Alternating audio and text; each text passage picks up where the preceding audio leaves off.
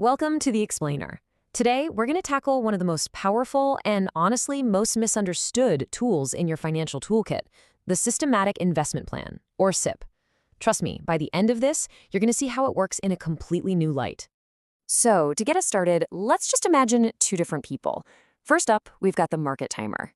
This person is smart, they've done all the research, and they're just waiting for that one single perfect moment to jump in with a big chunk of cash when the market totally bottoms out. And then we have our second person, the systematic investor.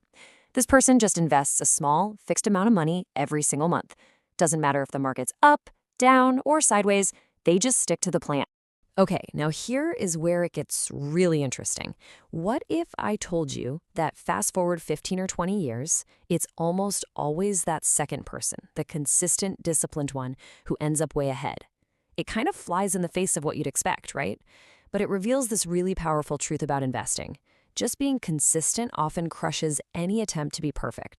So let's dive in and see how this all works. We'll start with what a SIP really is and isn't. Then we'll look at how market ups and downs can actually be your best friend.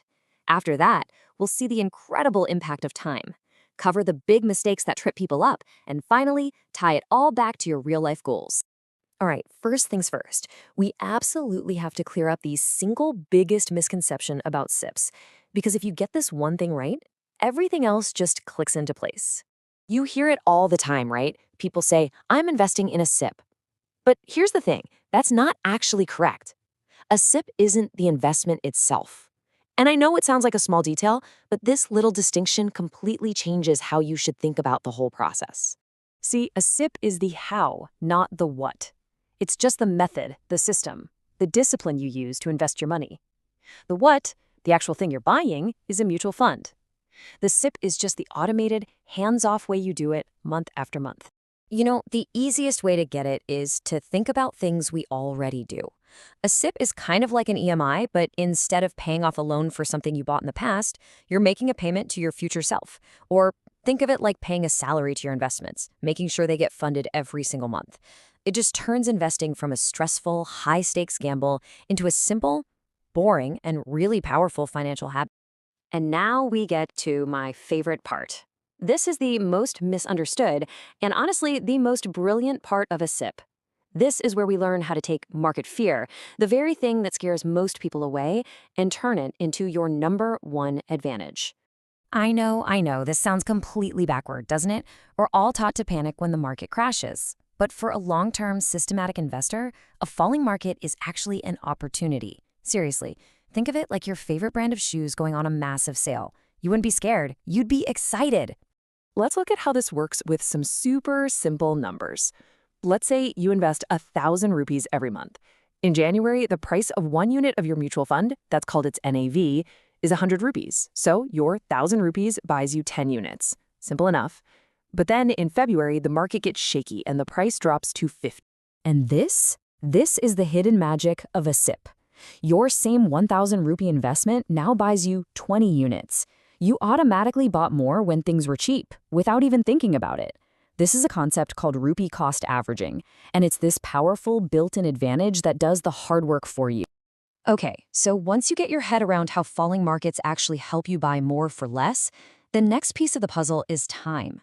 This is where you see how time takes all those units you've been collecting and just multiplies their value, almost like magic. This is where consistency meets compounding. Let's use a real-world example to make this concrete. Imagine you invest 5,000 rupees every single month for 20 years. Over that time, the total amount of money that actually left your bank account would be 12 lakh rupees. But here's the thing. The final value isn't just 12 lakh. Assuming a pretty standard average return of 12% a year, that investment could grow to be worth over 50 lakh rupees. That extra 38 lakh, that's the magic. That's your money making money, and then that money starting to make its own money. That, my friends, is the power of compounding. And this growth, it's not a straight line. It's more like a snowball rolling down a hill. As you can see here, in the first 5, even 10 years, your own contributions are doing most of the work. But then things start to accelerate. By year 15 and 20, the amount of money your investment earns each year can actually be more than what you're putting in. That's when compounding is truly doing all the heavy lifting for you.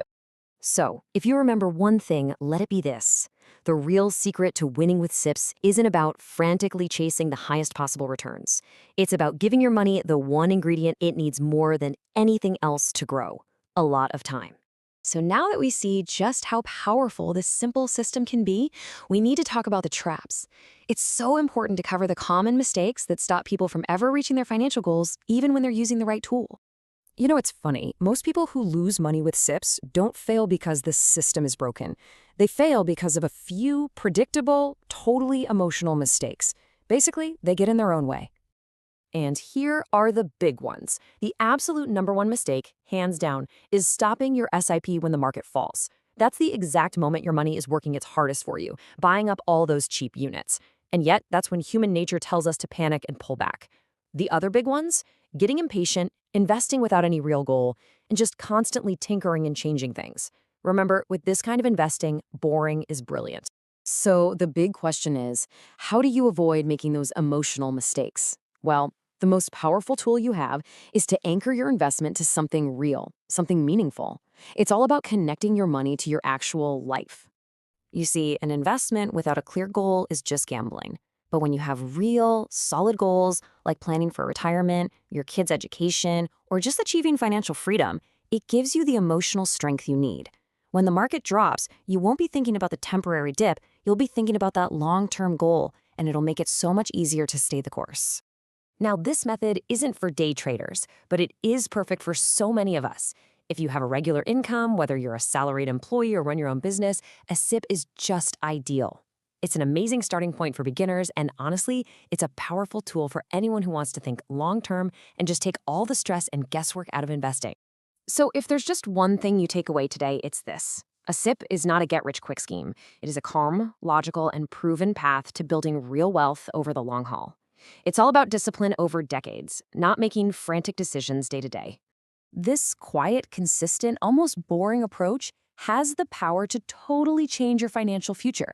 The only real question left is, are you ready to let it? In our next explainers, we're going to get into how to actually choose the right funds for your SIP and break down some other costly mistakes to avoid. Hope to see you there.